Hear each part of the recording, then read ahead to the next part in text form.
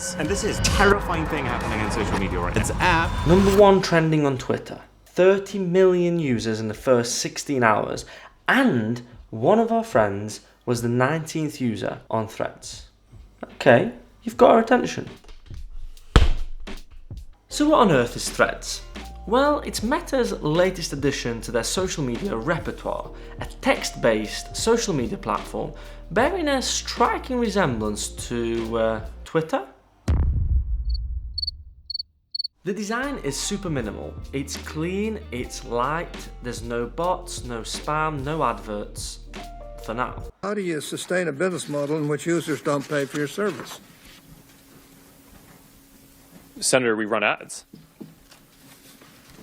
It legitimately feels like you're just hanging out with some creative people, making interesting conversations, but can it actually kill off Twitter? Well, I think it just might, you know.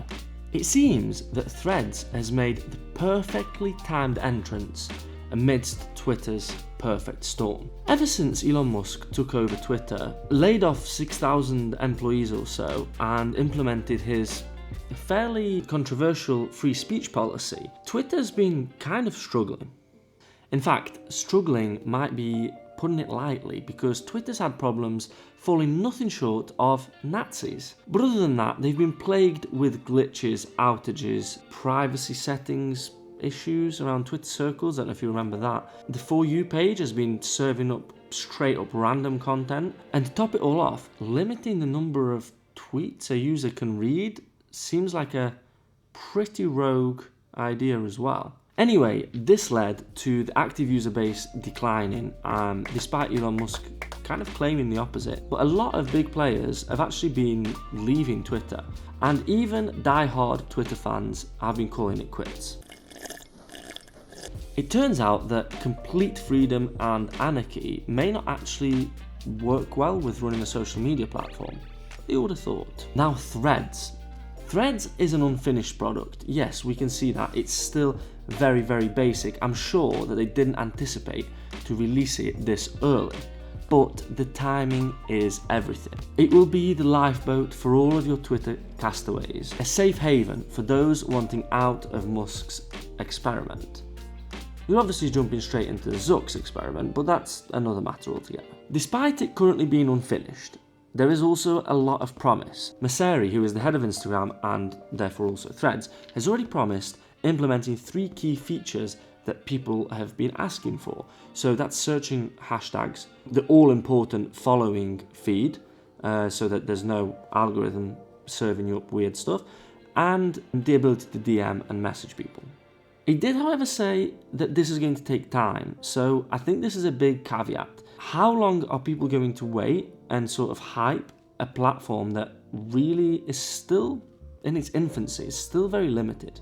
But on the other hand, the reason I do think this could, if played rightly, be the Twitter killer is perfectly in line with an article I dug out from Vox back in like mid-April. So this article was explaining why Twitter was dying a slow death, but one sentence stuck out to me, and it was this: by far the main reason Twitter is still alive is because there is no viable competitor.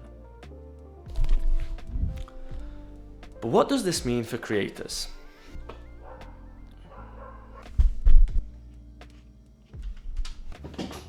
You surely have said, oh, if only I was on Instagram in the early days, it would have been easy to get a following, build a brand. If only I jumped on TikTok at the start. Well, now's your chance.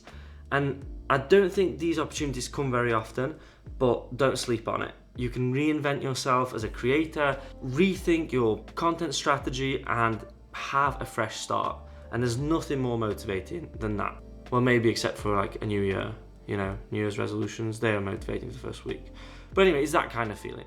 Point number 2 is coming to you straight from the summer editing suite of Big Baz. The second point is about Instagram Threads crossover, which could really go one of 2 ways. Messeri himself said that the distinction is less about text versus photo video and more about the public conversations that you want to have.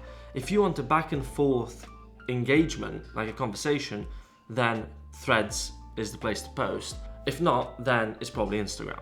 I think this suggests that Instagram is going to go even more in that direction of being a portfolio or a showcase platform. If we're honest with ourselves, Instagram has already been heading in that direction for a very long time, and that community vibe has really been non-existent. Nice tones and fire emojis don't often inspire a real back and forth.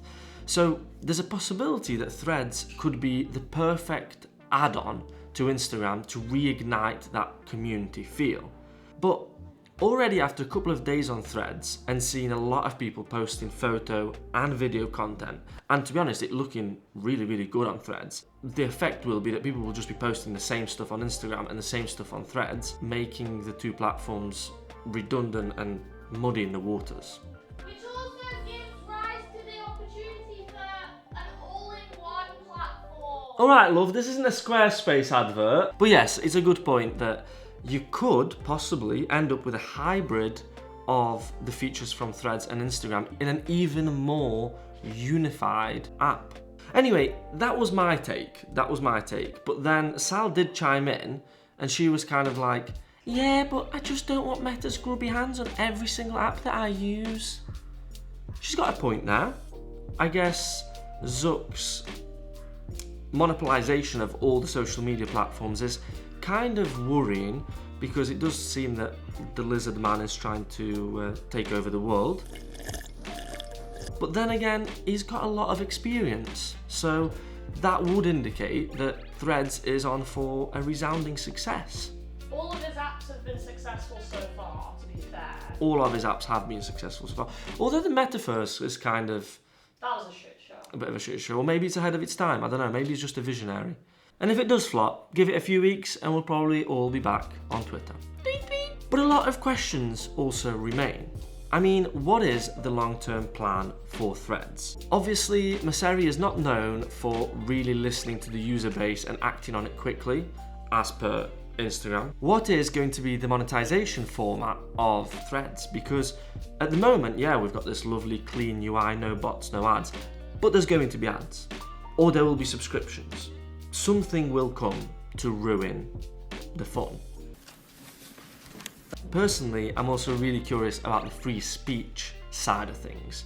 On the one hand, you've got Musk's sort of program and idea of complete free speech, anything goes. And on the other hand, you've got Meta, who's been kind of known for maybe over-moderating. I think it's possible that the more conservative and right-wing audience and users will end up kind of swarming to Twitter, and a more left-wing progressive audience will head over to Threads, and we could end up with a kind of ideological divide. That would be interesting. And a disaster. Sal's got a good point. It could also form these kind of bubbles of